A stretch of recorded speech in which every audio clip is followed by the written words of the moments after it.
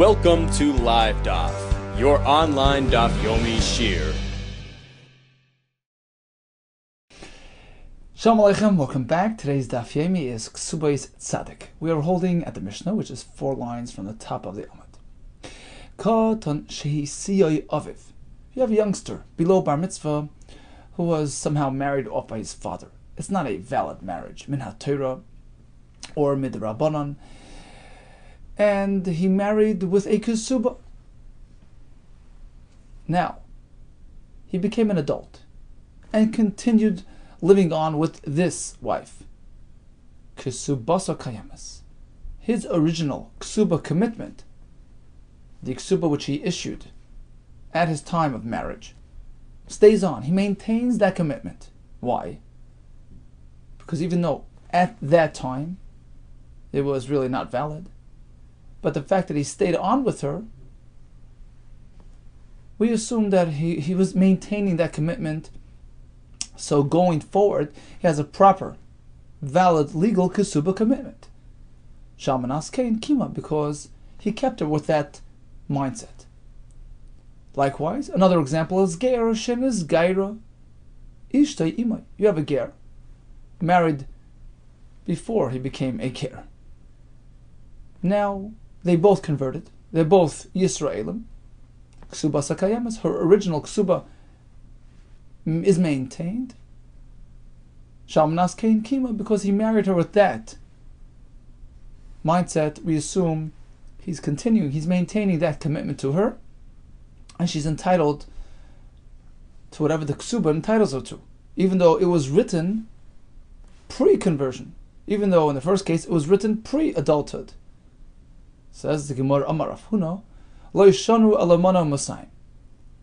When we say that the Kesubah is maintained, we are speaking about the base amount. 100 for the almana, 200 for the besula, avato, sefas, einla. But don't think she gets the supplemental amount which he decided to add on. Rashi explains because actually this document is worthless. Right? The fact that she has a Kesubah commitment is because it's a T'nai Bezdin. It's an established procedure by Bezdin. Whether you actually issued her a Kesubah or not, you are committed to the terms of a Kesubah, but that refers to the basic terms, the mana, the mosayim, but the extra amount, that's his prerogative. Although he promised it to her way back when, but it had no legal validity at that point. And now that he became a Yisrael, or in the case of the Katan, he became a Gadol, going forward, he's committed to the base amount, but no more. Avot Sefas Einla. For Rabbi Yehuda Amar no, Afilu Sefas Eyeshla, even the extra amount which he promised her way back when, is maintained. Here comes a kasha on Rabbi Yehuda. Chitru. Suppose the Katan who became a Gadol, he added, or the Ger added a supplemental amount over the regular Kesubah. He did it post-adulthood, post-conversion. No, tell us machachitru. So now she can get that extra amount. Chitru in, only because they added it later on. Loy chitru loy, but otherwise, they didn't actually add it on now. It's not presumed. It's not automatically there. Not the kasha of Yehuda who says that we maintain the entire Kesubah commitment, base and supplement. Loy. Says the Gemara, Eimo, no. Let's say af machachitru. Let's revise the brisa somewhat. If they added some more today, well, they get that. They get the original base amount and the original supplemental amount as well, as per Rabbi Yehuda. Says the Gemara, but take a close look at the brisa, which indicates otherwise. The brisa doesn't say that. The brisa says chitru. If they added an extra amount today, and they tell us mashachitru, then she gets that extra. But the brisa continues with the flip side as well. Lo yichitru. Suppose they didn't add any more today, she goes back to basics, irrespective of the fact that she was promised a supplemental amount originally. We discount that; it no longer counts. Besula goyva mosayim. Besula gets the basic 200. Valmana gets how much? A mana. Okay, so that's pretty much a straight out kasha on Rabbi Yehuda, who maintains that everything is maintained to Yufta de Rabbi Yehuda. Rabbi Yehuda masnisnat isei. Rabbi Yehuda sort of misunderstood the Mishnah, so to speak. Mishnah says that the ksuba is maintained. Who savar? He figured it means ksuvas akayamas akula milsakoi. When we say the ksuba is maintained, it means the entire ksuba. The ikar, the tesefes, v'lohi, it's incorrect. A ikar ksuba koi. Sure, the ksuba is maintained, but the basic part of the ksuba, not the add-ons. Hadron Allah hakaisav leishtei. Continues the Mishnah. Mi shahaya nasur shtei nasur. A fellow was married to Rachel and to Leah. Umeis, and he passed away, owing each one a ksuba.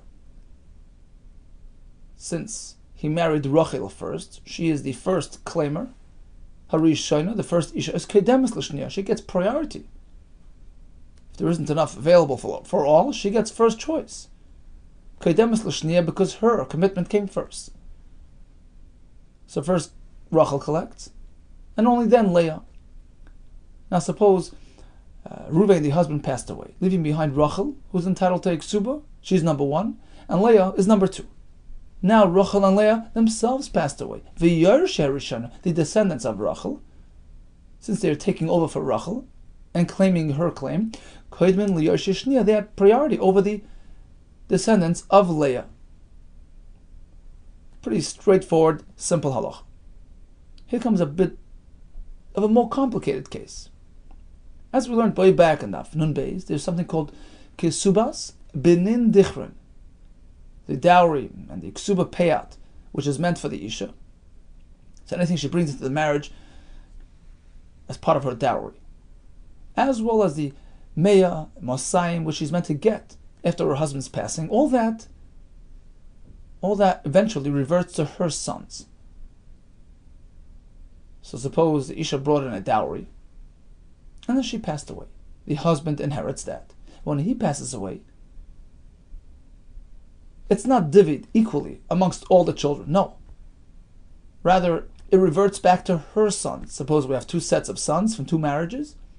Her sons are yoresh, her kesuba material. The reason is, we want to encourage a father-in-law, to be generous in terms of his dowry offerings, knowing that eventually it will end up back in his family.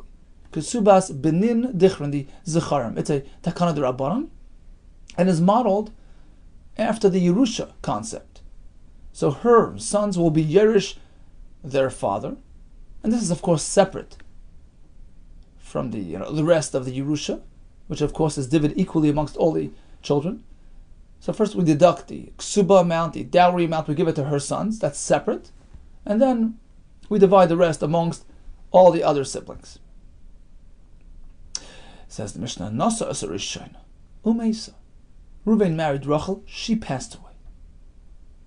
He was Yerish her assets, which eventually will go back to her sons, with the other sons of the other wife having no part in that aspect of the Yerusha. So Rachel's children are now due, they are expecting the Kesubos benin dichron. Now he went on to marry somebody else. Nasa shniya. Umeis, he married Leah. This time he died first. Oh, husband who dies? Well, his wife is an almana who collects the ksuba. So she's due a ksuba payat, which is the basic amount, 200 or whatever it is. She's like a regular Baal Chayv. She's owed that money. Nothing to do with Kesubos benin dichron. It's a straight out debt to the Isha or her children if she passes away. So now, Reuven is not here. Who gets priority when it comes to dividing his assets? Shniya v'Yereshia, Leah, the second wife, who is a Baalas Chayv, who is due a Ksuba payat, or her children in case she dies. Shniya v'Yereshia, they come first. They get priority. The Baal Chayv goes first before the children inherit, right? That's standard procedure. Father owes money, the children first pay out that debt, and then they divide the rest. So the second Isha, who is a Baalas Chayv, or her children, they come before Rachel's descendants. Why? Because they are coming on account of Kesubos benin dichron, to get back the dowry material owing to their mother, so to speak. So they're coming to inherit their father. This aspect of Yerusha they're trying to access, that is categorized and classified as a type of inheritance. First you have to address your obligations. First pay your ksuba to Leah or her children, and afterwards, and only afterwards, can you go ahead and access your father's assets in terms of collecting the ksubas b'nin dichrin. Okay, so we have two cases in the Mishnah. Case number one was fairly simple. Husband married Rachel, married Leah, then he passed away. Rachel is due a ksuba, Leah is due a ksuba. Who gets first priority? Rachel. She's the first claimant. She was his first wife. In the second case, we have a fellow married Rachel. She passed away. All her stuff revert to Ruvain, but eventually will revert back to her sons as per Kesubos b'nin dichrin. Then he married, he hadn't died yet, he married Leah. Then he passed away. Leah is a straight out, simple, straightforward Baal Aschayv. She is meant to collect her ksuba, that goes first. And only then do we address Rachel's children as per the Kesubos b'nin dichrin arrangement. Okay, so the Gemara now will focus back on the first case where there were two women who are due a ksuba payment. The Mishnah tells us Rachel gets first priority. The fact that the Mishnah says Rachel precedes Leah. But the Mishnah doesn't say that Rachel gets and Leah doesn't. Rashi says we're assuming there isn't really enough to go around. There's only enough for one ksuba payout. So Rachel gets first priority. But it doesn't say to the point that only Rachel will get and Leah not. Meaning that's an absolute positive halacha. What's the difference? What do we learn from here? Michlal, that seems to indicate that although Rachel is meant to go first, but let's say Leah beats her to it. If Leah beats her to it and grabs hold of those assets, we can't take it away from her. It's incorrect. It's not right. But once it's done, it's done. Shema Mino, we learn from here an interesting point. Baal Chayv Me'uchar, a fellow, owes two debts. One to Reuven, which came before the debt to Shimon. Ideally, Reuven should collect first.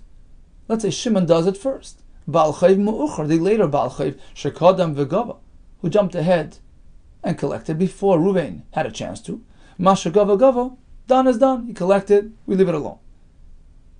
That's what it seems from our Mishnah. Lo'ilam Eimalach, no, says the Gemara, perhaps Masha Gava Lo'Gava, the second Baal Chayv has no business grabbing, we take it away from him. Umay Kodemis. When the Mishnah says that Rachel goes before Leah, it doesn't mean it's a recommendation. It means it's an absolute halacha. Gamri Tani, it's with absoluteness. As we find elsewhere, the word koidem can mean absolute.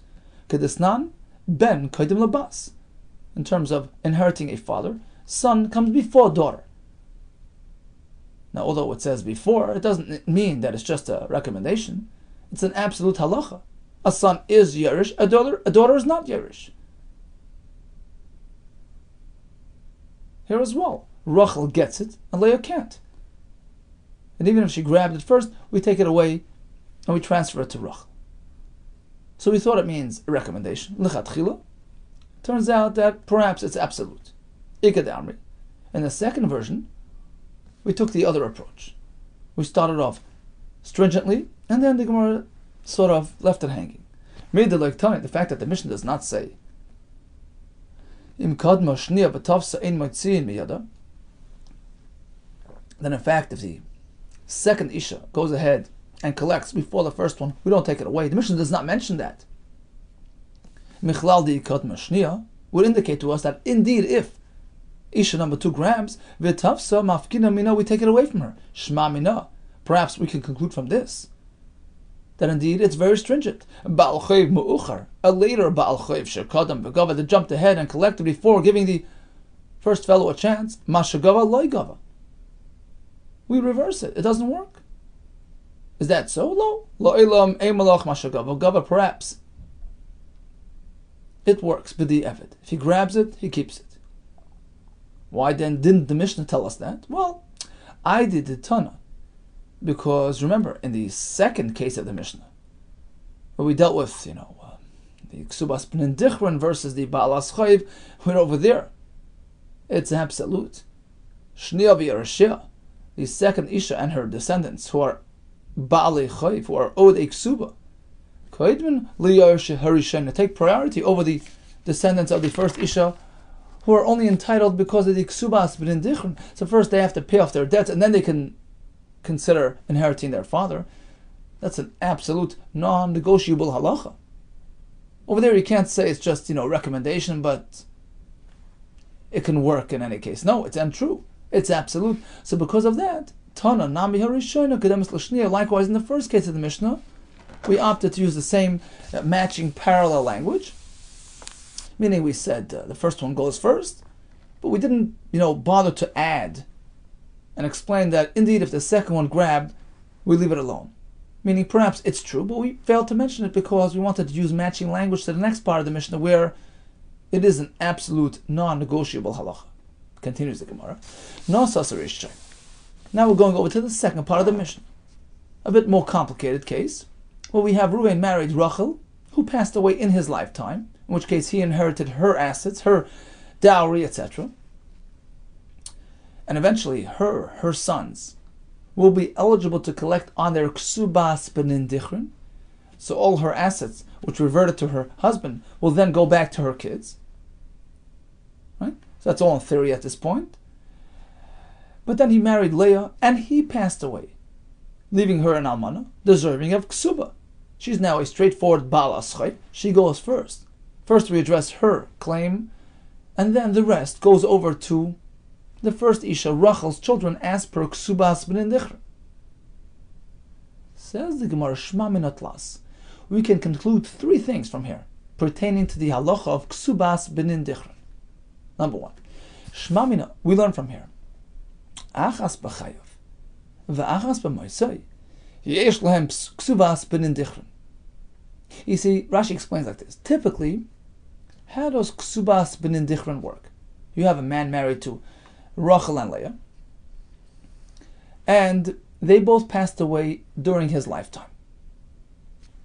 He got all their assets and they're in the dunya. Eventually, when he passes away, everything reverts back to their sons. Rachel's sons get her materials, and Leah's sons get their mother's ksuba material. That's the classic example of Kesubos B'nin Dichron. And the point is that we want each family to get back what's due to them. In our Mishnah, it's somewhat of a unique case, because here, what happened? Both women did not pass away during his lifetime. Rather, it was Achas b'chayav. Rachel passed away during his lifetime. So now her children are technically, theoretically eligible to receive their Kesubos B'nin Dichron in the future upon their father's passing. V'achas b'moisei. But Leah, she did not pass away during his lifetime. Actually, he passed away first. Right? So now he owes Leah's children a plain simple ksuba payout. Remember, the whole idea of Kesubos B'nin Dichron is strictly when a wife passes away during her husband's lifetime, in which case all her assets, her nechsei tzon barzel, her nedunya reverts to him. We wanted to get back to her family. But if he passed away during her lifetime, it's not applicable, because her nedunya never went to him. So Leah, who experienced her husband's death during her lifetime, is simply getting a plain, ksuba payout from him or his descendants. And that's the case in our Mishnah. Rachel's kids will get Kesubos B'nin Dichron. Leah's kids will simply suffice with their ksuba payout, 200, whatever.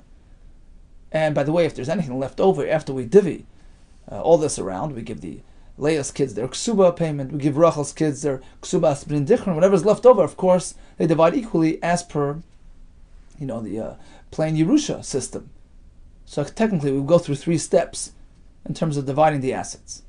But the chiddush here is, the novelty here is, that even in this type of case, yesh len Kesubos B'nin Dichron, we apply Kesubos B'nin Dichron, meaning we give Rachel's kids their mother's ksuba material. Now why not? Why would I think this is different? We haven't really explained, the actual, reasoning behind any possible difference. And the Gemara explains it for us. We're not concerned about machlekes, about rivalry, about animosity being generated by this type of sort of lopsided arrangement. So again, typically, when both wives pass away during his lifetime, it's a fair deal. Okay, you kids get your mother's assets, and you kids get your mother's assets. But here, it's not so. Only one set of kids, Rachel's kids, are actually receiving their mother's assets. Leah's kids are getting a plain ksuba payat. Now, why would that make any difference? So Rashi explains. Leah's kids might argue as follows. Look, true, we're getting 200 zuz for our mother's ksuba, but that's owed to us. That's not coming as a yerusha from our father. That's a side point. That's a debt being paid off. But you, Rachel's children, why are you inheriting our father in a major way, much more than us? You're getting from him the Kesubos b'nindichron, which is a form of yerusha from the father. That's being given to you. You're getting way more than us in terms of our father's yerusha. It's unfair. We're not concerned about that, and we apply the concept of Kesubos b'nindichron. Where do we see this in our Mishnah? Very simple. Mimai, how do we know this? Midiktani, look at the Mishnah. Shniya v'yereshia, the second wife, let's call her Leah, and her descendants. Koidmin, they have first claim, they get the ksuba payat because they are a bal chayiv. They come before liyarshe rishoina. They come before Rachel's set of kids, who are getting Kesubos b'nindichron. Miktem hu dekadmi. So Leah's kids come first. Ha'ika, but let's say there is enough to go around. Shakli, Rachel's children will get the Kesubos b'nindichron. So we see that it's applicable even in this case. That's number one. Number two, what do we see from the Mishnah? Ushma mino ksuba. The ksuba payat going to Leah's children, nas is considered moisar l'chaverta extra over the other woman's entitlement. Rashi explains like this. True, the Chachamim established the takana of Kesubos b'nindichron, as we explained, it was meant to encourage a father to be generous with his dowry offerings. True. But remember, it's only a takanas chachamim. It's midrabanan. And we have no intention of using that takana to preempt, to substitute for the din Yerusha min HaTorah. The only time Kesubos b'nindichron is activated is in a case where we have extra funds. And that allows the ordinary, conventional Yerusha process to manifest. So suppose we have several sets of kids, each set of kids getting their mother's Kesubos b'nindichron, but there's nothing more than that. Once we divide and we allocate everybody's Kesubos b'nindichron, there'll be nothing else left behind for the Yerusha Dairaisa to manifest. Then we do not apply, we cancel Kesubos b'nindichron. But if there's a moisar dinar, there's an extra, even a small amount, a dinar, above and beyond the Kesubos b'nindichron amount, that allows for the din Yerusha Dairaisa to manifest itself and allows us to activate Kesubos b'nindichron. Okay, getting back to our Mishnah. So we're giving some payment to Leah's kids for the Ksuba. The rest is we're giving some to Rachel's children as per Kesubos b'nindichron. Suppose there's nothing left beyond that. Everything's been allocated. Is that legal? It would seem from the Mishnah that it is. There's no mention in the Mishnah that we have to ensure there's extra money lying around. We don't need a moisar, extra money. Ushma mina. So what do we see from here? That ksuba, the fact that they're paying the ksuba to Leah's children, that is considered an inheritance. Technically, they inherited that money. They're simply paying off a debt, their father's debt. They're doing a mitzvah to pay back their father's debt. So it's irrelevant whether they're paying it to a stranger or they're paying it to themselves. All the children inherited their father equally. They're taking some of that money and giving it to Leah's kids as per the ksuba payout due to them because of their mother being an almana. So technically that money, those funds, were received by them as a yerusha. They're just now paying it off, paying off the debt. That is enough. Ksuba nasis moisa lechaverta, the funds used to pay out this ksuba to Leah's children, is considered that extra money, that moisa, which allows the yerusha to manifest itself, in which case now we can allow them to allocate Kesubos b'nindichron as well to Rachel's kids. Mimai, how do we know this is true? But like Tani, because there's no mention, absolutely no mention in the Mishnah about extra money.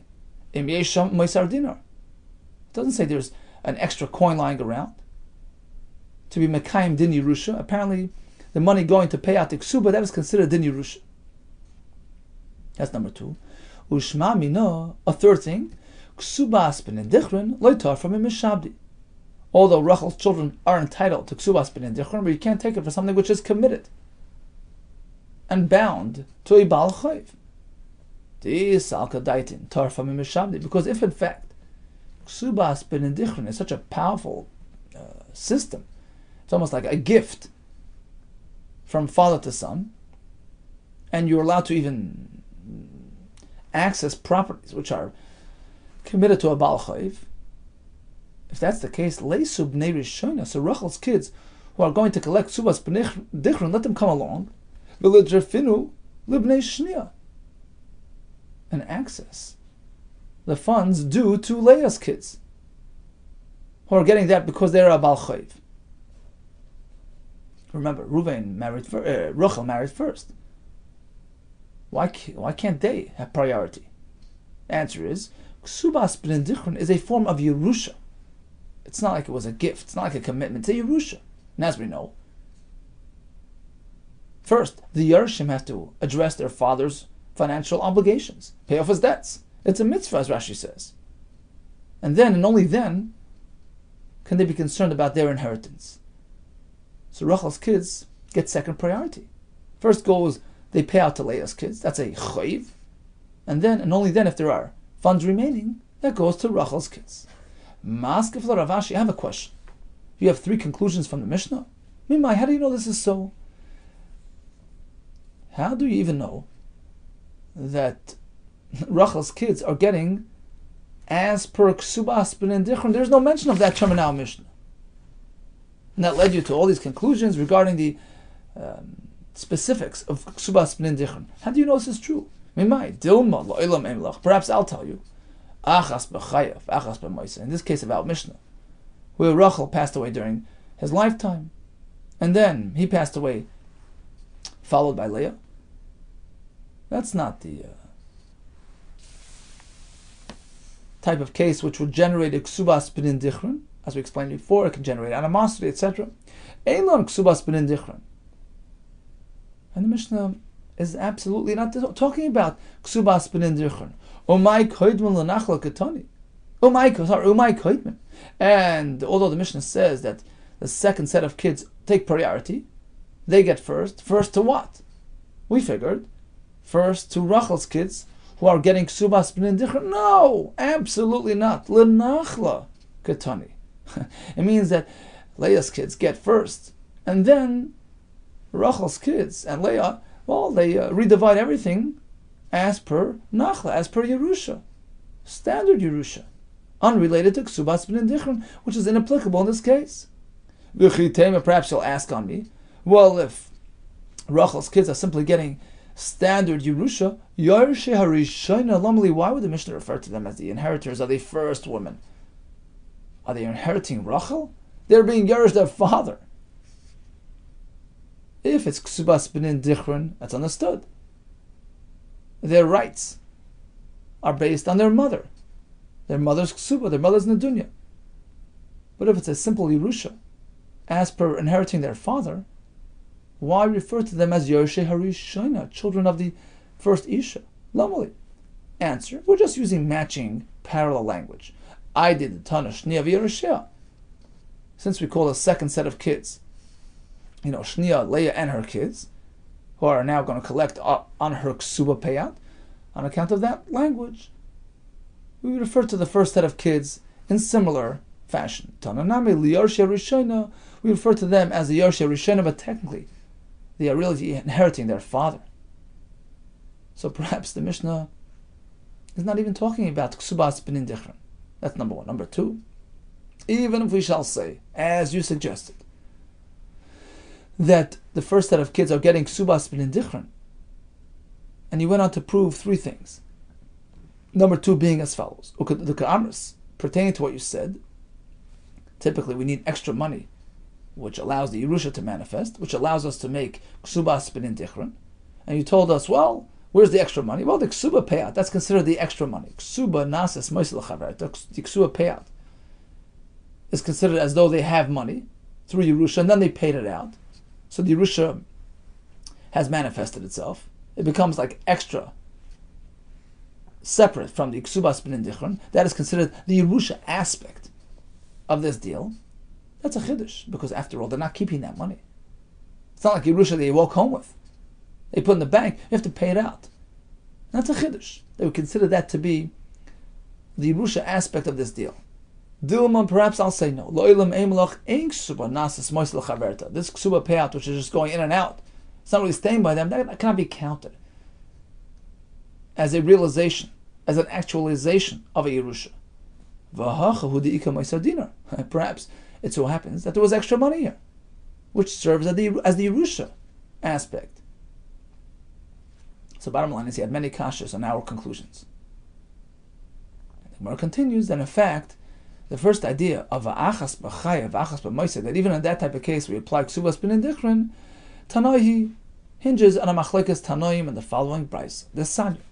Meisu achas b'chaya v'achas b'moiseh. We have this same situation. Rachel dies, in which case her assets go over to her husband, in which case eventually they'll go back to her kids. And then he died during his second wife's lifetime, in which case now she needs the ksuba, or her kids need the ksuba payout.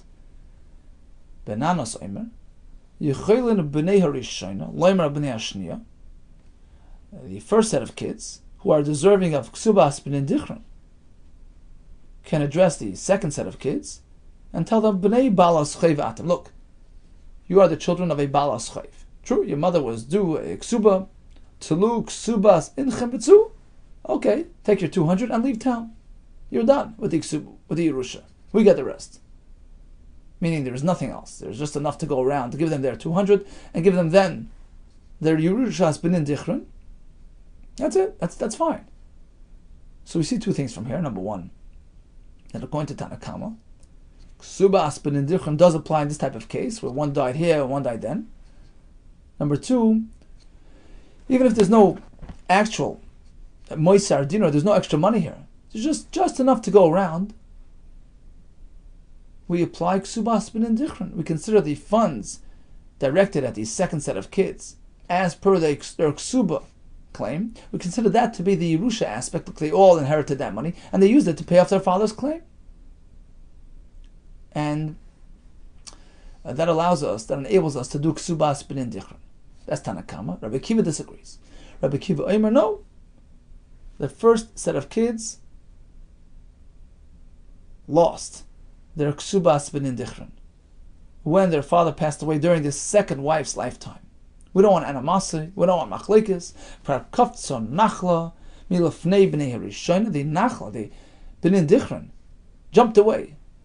It shifted from the first set of kids, v'nafla lifnei b'nei hashniya, and went over to the second set of kids. Meaning, pretty much they lost their Kesubos B'nai Dichron entitlement, and we treat everybody equally. That's the price. Let's assume Maila Boka Miflaki. This very discussion is their point of machlekes as well. The Mar Savar. Tanakama holds Achas B'chaya v'Achas B'moisei Yesh Lehem Kesubos B'nai Dichron. Even in this case, we have B'nai Dichron. Umar Savar, Rabbi Kiva disagrees. He says Achas B'chaya v'Achas B'moisei. There is no Kesubos. Ein Lehem Kesubos B'nai Dichron. Amar Rabba Ashkechasinu. I encountered the Rabbanon de Beirav, the Talmidim who learned in the Yeshiva of Rav, the Yasi V'Karmri, they were sitting and speculating, suggesting as follows. Perhaps we must learn the brayso a bit differently. The Kuliyam, everybody agrees. Achas b'chaya v'achas b'moisai. In this type of situation, yesh lehem Kesubos B'nai Dichron. Technically, we would allow them Kesubos B'nai Dichron. So what's the machlekes? Oh, it's regarding the other point that we discussed. Remember, we have to have extra funds lying around, which allow us to do Kesubos B'nai Dichron, because the Chachamim did not want Kesubos B'nai Dichron to take center stage and obliterate the concept of Yerusha Minat Torah. So if we have extra money lying around, which allows us to manifest, which allows the Yerusha to be applied, then we turn around and we separate some funds for Kesubos B'nai Dichron. And the question follows, well, let's say there is some money lying around, but it's going straight to pay off the ksuba of the isha. Is that considered a yerusha? Is that considered an actualization of yerusha?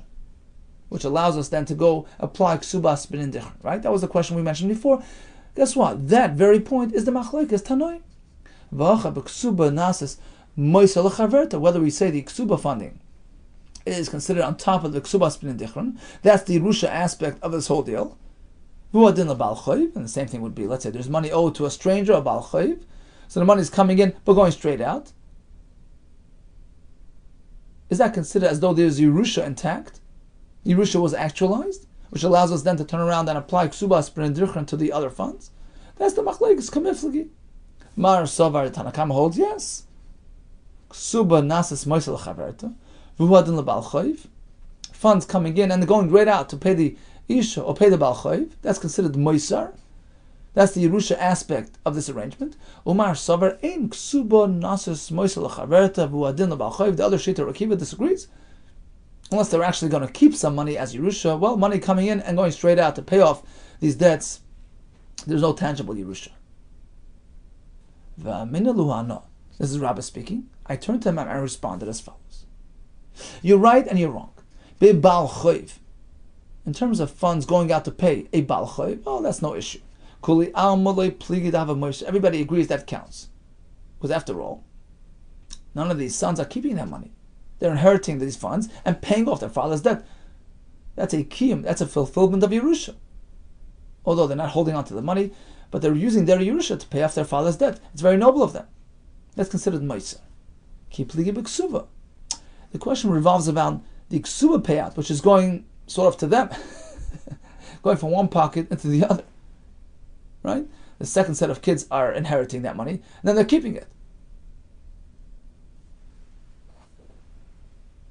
So perhaps that's not considered meiser. That's not really a true inheritance. They haven't really gotten anything because it was due to them to begin with. A bit difficult to view it as a yerusha when they're just really accepting it as a payout for their mother's ksuba. Okay, so that's the machlokes. Tanakama says it's okay; it counts as yerusha, and therefore we're able to activate ksubas b'nin dichron and give the first set of kids what they deserve. And Rabbi Kiva disagrees. Maskiv lo Rav Yosef, he had a kasha on this pshat.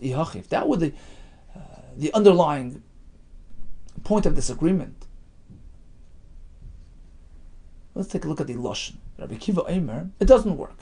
Kfar kovtza nachla. Well, the ksubas b'nin dichron, which the first set of kids figured they'll get, well, that jumped away. They lost it. Once we have a second set of kids here who have a claim. That seems to be improper language for the point that he's making. Rather, he should say, Im yesh moisar dinar meboyle. He should say, look, technically, we can have ksubas b'nin dichron. It's not kovtza nachla. They don't lose the entire privilege. Let's take a look at what's going on in the bank account. If there's extra money, which is earmarked as yerusha money, fine. Then they're good to go. They can get the ksubas b'nin dichron. It all depends on that. Why did he use different type of language? A little bit more harsh, absolute language. There is no ksubas b'nin dichron. There is. It all depends on the circumstance. How much money there is. Elam Rav Yosef, I'll tell you the correct pshat. There's no question regarding how to deal with the ksuba money. Is that called extra? Is that yerusha money? No, that's not the discussion. Rather, let's go back to the original theory. Ba'achas b'chayev, ba'achas b'meiser kamiflagi. It's a more basic, fundamental machlokes regarding a case where one isha passed away during his lifetime, in which case her kids would eventually deserve the ksubas b'nin dichron, and then he passed away during the second wife's lifetime, and that creates animosity, as we explained before. That's the machlokes. Tanakama says, don't worry about it, and Rabbi Kiva says, yes, worry. And in fact, v'hani tanoi, ki'ani tanoi, this machlokes tanoi is in sync with another machlokes tanoim who seem to be arguing about that very same fact. There's Sanya, we have a Bryce. We have Ruvain, who was Nosas Rishon. He married Rachel. Umeisa, she passed away. Nosas Ashnia, he went and married Leah. Umeisu, and then he passed away. Boin Boneas Shazul Achar Misa. V'noitling Ksubas Iman. The Gemara now figures that here the Tanakama holds there is no Ksubas b'nin dichron. Rather, the second set of kids, Boin Boneas Shazul, those kids of the second Isha Leah, will come back and collect their mother's ksuba, and that's it. There's no ksubas b'nindichron to Rachel's kids. So they collect whatever's due to them, and then they divide everything equally amongst all the siblings. Rabbi Shimon Omer, no, what about ksubas b'nindichron due to Rachel's set of kids? Im yesh moisar dinar, if there's extra money earmarked as Yerusha, that enables us to arrange for ksubas b'nindichron elu noitlin ksubas iman, and elu noitlin ksubas iman. So each set of kids gets what they deserve. Rachel's kids get ksubas b'nindichron. Leah's kids get the 200 zuz for their mother's ksuba payout, as per our Mishnah. Vimla, but there is no extra money earmarked as Yerusha. There's not enough to go around and to have a bit extra. We cancel ksubas b'nindichron cholkim b'shava. Everybody has an equal share. End of Bryce. Let's analyze the Bryce. My love, shall we not assume, perhaps, the point of machlokes is this very point. Demar sover achas b'chaya v'achas b'moisa yesh lahem ksubas b'nindichron. Reb Shimon holds that in this type of case we have b'nindichron. Umar sover Tanakama disagrees. Achas b'chaya v'achas b'moisa ein lahem ksubas b'nindichron. Says the Gemara, loy, perhaps not. To Kuli Alma, everybody would hold that achas b'chaya v'achas b'moisa there is yesh lahem ksubas b'nindichron. V'achav b'dinar mekarki kamifki. The point of machlokes is totally different. We need that extra moisar dinar, the extra money earmarked for the Yerusha, which that allows us to activate the ksubas b'nindichron, as we explained. What happens if that money is not in karka form? It's not in real estate form. It's just metaltal, and it's some items or some money sitting around. And remember that primarily, when we talk about Yerusha and a person's estate, going over to his kids and staying in the, we're speaking about Yerusha is primarily land related, real estate related, which stays in the family, stays in the estate. So the question is, when the Chachamim instituted the idea of moisar dinar, there must be some extra funding there, which is going to be earmarked as Yerusha. Perhaps they were particular in terms of the requirements. It has to be something which rings of the ideal type of inheritance, which is karka. Is that necessary? That's the machlokes. V'acha b'dinar mekarki kamifki. Here we're dealing with the question of whether that extra dinar earmarked as Yerusha must be an ideal Yerusha material karka. Yes or no? Mar savar mekarki in metataloi. Tanakama says, well, you need karka. Metatlon won't do. In our case, we don't have karka. Skip ksuvas b'nindichron. Umar savar afilu metatli. Reb Shimon disagrees. Metatlon does just fine. Really? Umi matzas amar sachi. Can you even suggest that according to Reb Shimon, metatlon suffices? But now we have a Mishnah which indicates otherwise. Reb Shimon Omer afilu yesham nechosam she'ein la nachrais. Even if there are assets she'ein la nachrais, which not really secure an absolute, i.e., they're not real estate. Ein on klum, they don't count. Unless you have nechasim sheyesh lo nachrais, you have real estate above and beyond the ksubas b'nindichron allocation, which can serve as Yerusha material. Yoser al beis ksubas dinar, beyond what's going to be allocated for both sets of kids for the ksubas b'nindichron. This is the classic case where both kids are getting ksubas b'nindichron. You have to have extra earmarked as Yerusha. You need karka. So how can you tell me that according to Reb Shimon, metaltlon is enough? So that doesn't work. Ella, rather, we have another suggestion, as per the point of machlokes. Hacha b'dinar mishabdi kamifliki. Suppose we have extra money, earmarked for Yerusha, but it's committed. There's a lien on it. Does that work? Mar savar mibnei chayrin in mishabdi loy. Tanakama says, well, it has to be free and available, accessible. It can't be committed and mishubad. Because in any case, it's not going to go to the kids, it's going to go to the Baal Chayv, it doesn't count. Umar Savar, Afilu ben Mishabdi, Rav Shimon disagrees, he says, look, money is money, it's here. It's a manifestation of the Yerusha, even though it's on its way out the door. Says the Gemara, but it doesn't work. Because that's the case. Reb Shimon is actually sort of being lenient, right? He's being makel. He says, even if it's just this or that, it works. What does Reb Shimon say? Reb Shimon Omer, Im yesh sham moiser dinar. Right, in the mission that we just mentioned, he says, well, be careful. Only if there is an extra dinar, then you can activate Kesubos b'nin dichron, which almost sounds like he's being machmer. Hey, don't go so fast. You have to fit the bill. There are qualifications and requirements. Only if this and this happens, then it works. Doesn't sound like he's trying to be lenient. Kiban. Rather, he should have said, Kiban sheyesham moiser dinar miboile. He should have said, well, as soon as you have moiser dinar, whether in this form or that, it works. If he's trying to make it easier on us. So apparently, our pshat won't work. Ella, rather, let's go as follows. We speak about an extra dinar available for Yerusha. Is it exactly a dinar? What about less than a dinar? A dinar seems to have some extra chashivas, is something of prominence. What about less than a dinar? That's the point of machlekes. Mar savar dinar in pachas medinar loy. Tanakama says, well, you need a dinar. Less than that doesn't work. Umar savar afilu pachas medinar. Whereas Reb Shimon says even less than a dinar is enough. As long as there's some form of Yerusha, that's okay. You're yotzei the Yerusha with that. Well, let's take a look at that brisa on the bottom of Tzadik 1 base. Right, you have a fog launch on the bottom. Reb Shimon Omer, im yesh moiser dinar. You need a dinar according to Reb Shimon. He can't indicate otherwise. V'al Reb Shimon dinar kamer. He clearly requires a dinar. So this pshat doesn't work. Oh, here comes a new pshat. Perhaps let's reverse the opinions. Instead of the Tanakama saying, well, there is no Kesubos b'nin dichron, and Reb Shimon saying there is, perhaps let's learn it the other way around. When Tanakama says, this is in the Brisa again on Daf Tzadik on base, Tanakama says, well, the kids come get their ksuba. What he meant was Kesubos b'nin dichron. First set of kids are entitled to Kesubos b'nin dichron. Reb Shimon comes and disagrees. He says, well, you're being very lenient. Even less than a dinar would be okay. No, you need an extra dinar to allow Kesubos b'nin dichron. Is that the pshat?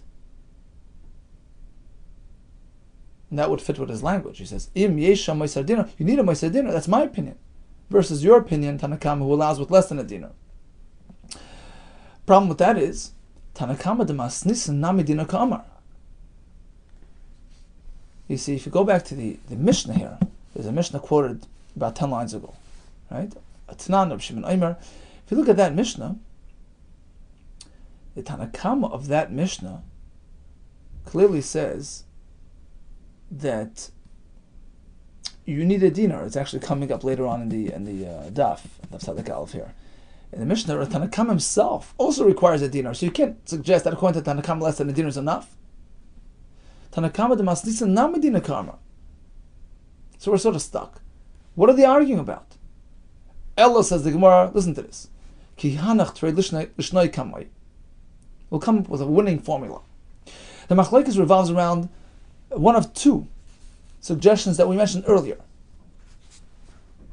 There's a question regarding the nature of the extra funding, the moiser dinar. Do you need karka or not? We got another question. Let's say that extra dinar is committed, is meshubah to a Baal Chayv. Does that count as Yerusha or not? You can use any one of those two suggestions, ve'efach, and switch around the shitas as we just suggested. Tanakama is the one that's applying Kesubos b'nin dichron, even if it's not karka, or even if the asset is committed and meshubad, he's okay with that. Rabbi Shimon says no. Unless you have an extra dinar worth of karka, an extra dinar worth of b'nei chayrin, available materials, that counts. And that allows us to make Kesubos b'nin dichron. That's the conclusion. Let's recap today's daf. We have a katan who married as a youngster, or a ger, and then they grew up, or they became a yid. They maintained their ksuba.